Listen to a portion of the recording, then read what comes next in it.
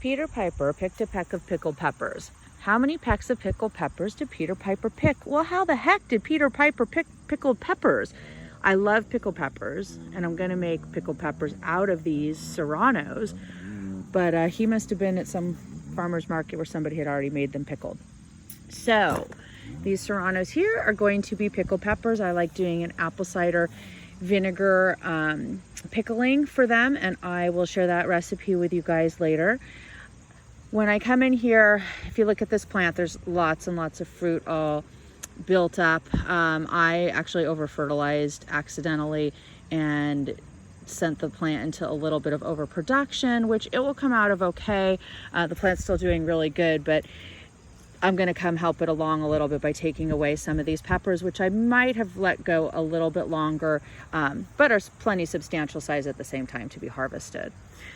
Sometimes when you leave peppers on the plant longer, they will turn red. They will ripen even more. They'll do that off the plant or on the plant, depending on the type of pepper.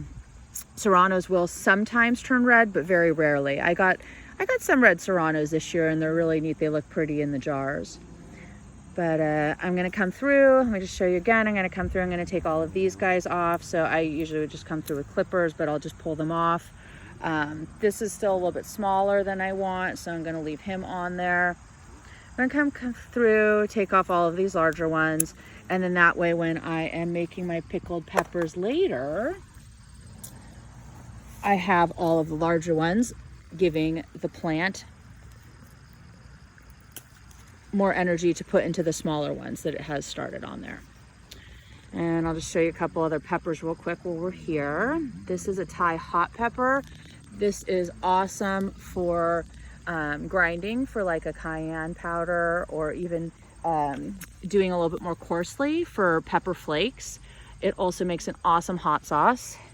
Here we have a jalapeno plant. This is a early girl jalapeno. I didn't love them this year. For whatever reason, the plants kind of were inconsistent in their production. So, I mean, this is not nearly large enough and very light green, whereas I have a lot that were sun exposed that got the black markings on them. I also did La Bamba jalapenos this year. Let's see, I can just reach through to this one. This is one of the La Bamba jalapenos, and it just is a much more productive, consistent plant for me this year. They both tasted awesome, but I did like the La Bamba better. And then let's see, what do we have in here? These are Trinidad Scorpions, which I dried and used some in a powdered pepper, and it definitely kicks up the heat even from like the Thai hots. So I'm gonna have to figure out some other recipes to use these guys. But they're called Trinidad Scorpions because they have this like whip-like tail on them. Let's see if you can see that. They will turn all the way red when ripe. There's one, or all the way orange when ripe.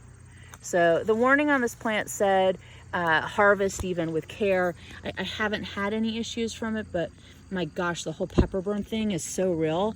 When you are actually in there cutting and cooking with your peppers, you should wear gloves, and that goes not just for these guys, but even sometimes for the jalapenos and the Serranos and the Thai hots. All of those peppers have a really powerful burn to your skin.